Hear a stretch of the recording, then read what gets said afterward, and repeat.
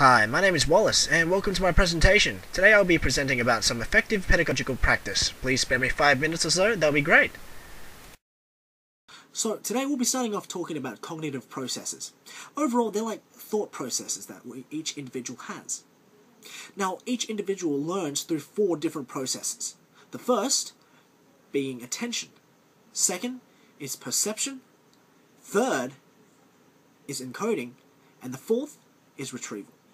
Now, these 4 processes overall, the first 3, it's mainly used overall for us to help store our information and all the knowledge that we have into our long-term memory bank.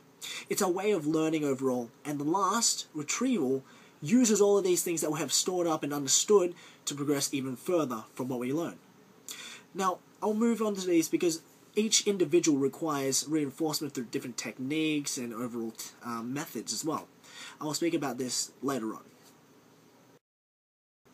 Now, each stage has its own importance, so we're going to start off first with attention. Now, one of the most important processes for an individual to absorb and understand information, because each individual's learning process comes from our 5 main senses, which is seeing, touching, smelling, tasting, and hearing. But overall, our senses receives too much information in one day, because every single person, we do everything, we see everything, we experience everything. But the problem is, it's impossible for us to receive every single bit of information and store it into our long-term memory banks, unless you are actually conscious and paying attention for what that sense is receiving information with. Now, just as an example, for example, you smell something good, like a bit of food or something like that, you find out what it is, oh, I love the smell of this, or this is a beautiful cake, or something like that. But at the end of the day, what this does to our senses is we remember how this smells. At the end of the day, it goes into our long-term memory. If we smell something like this again, we'll know what it is. Or, if something smells similar, we'll know what it smells similar to. This overall, it relates to the Bloom taxonomy theory, which I will mention also in a bit. So now, another thing we're going to be talking about is children's attention spans. Now, they differ because each individual's mindset is controlled by either growth or their overall personal social interests and interactions. Now, the main important thing is to keep one's attention locked with the subject being taught. So, to do so, you should always plan your lesson to help students attend to the most important ideas that you're teaching and ignore the irrelevant stimuli. So, for example, just as a quote, if you pull a live crab out of a cooler to begin a lesson on crustaceans, for example, even your most unmotivated students are likely to pay attention. Similarly, if you actively involve your students in learning activities, they're going to be more attentive than if they're passively listening to a lecture. Now, overall, that is exactly what it's all about. It's all about keeping their attention with something that intrigues them, makes them interested at all times.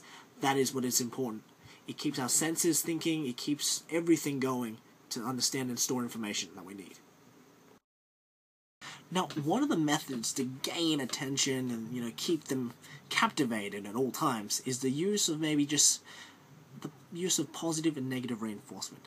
Now, it's something that can involve or allow a student to be more into an activity or lesson being taught, whether practical or theory. But, for example, an activity reinforcer. If you use it, it will allow a student or an individual to engage in their favorite activity through the use of doing something that they do not enjoy. Even if they do not want to do it, they will do it, as long as it allows them in the end to be able to engage with a preferred activity. It's something that's considerable and it's able to use in a normal classroom setting. So the overall understanding and knowledge gained through a high attention span allows an individual to learn at a better pace and rate, which is something the Bloom taxonomy theory relates to clearly. So, from when we first pay attention to remember information, it moves into understanding, then to applying them into exercises or practical subjects, then to analyzing, then to evaluation, then to creating. It's an overall theory and process that each individual will be required to move along into for a proper understanding of a different subject and knowledge we take in. So, working on number 2, the second process, it's perception. Now, it's the next part of the process is because in our everyday world, the term perception is commonly used to describe the way we interpret objects and events. Now, each individual has their own perception, and perceptions will vary. But what this means, though, is that if one's perception is indifferent or counted as wrong, the stored information in the long-term memory bank will also be counted as incorrect. Which is why the use of Bloom taxonomy is actually very important here. It allows one to place into a procedure of thoughts and categorize information, just overall things that we learned, into a different perspective and gives a different understanding if there is a need. So, let's keep the ball rolling. Next up is encoding.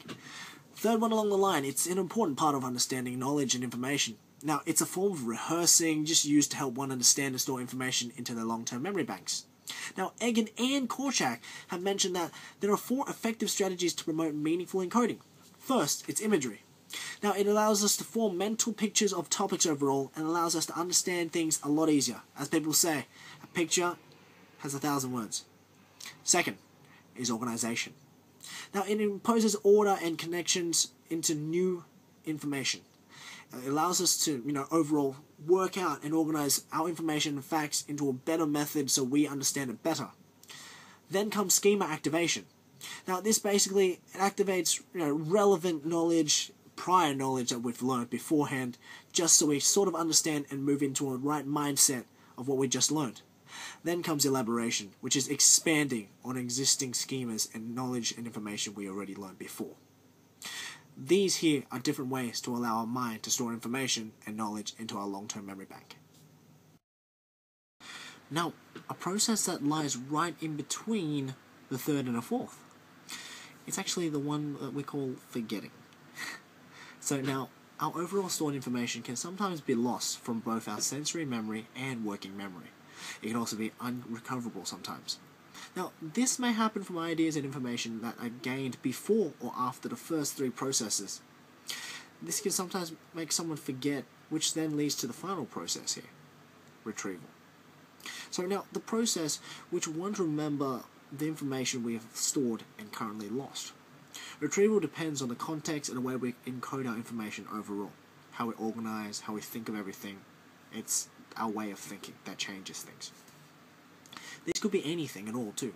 This could be things like just names or even words, down to that simplest point. Some of the smallest things that you cannot sometimes remember. This is the point where retrieval is important. It can be processes of thinking, step-by-step organization. It could be through steps of just visual imagery and how you put it into context that will help you move into retrieval state. So, after those 4 processes that we've gone through, the use of Bloom taxonomy here. This theory is important, just because all of these thought processes allow for active learning. Now, teaching is encouraged to move from simply remembering to creating at all times. Now, from sitting and absorbing information down to teaching others.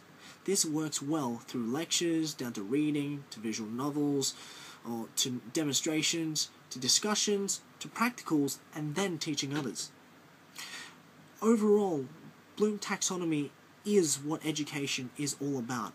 Every single class you've been to, every single good piece of information on education that you received runs through any of those activities and lets one understand and absorb information. So, as a conclusion, Bloom taxonomy is used as a method to place knowledge into use through the 4 cognitive processes that each and every individual uses.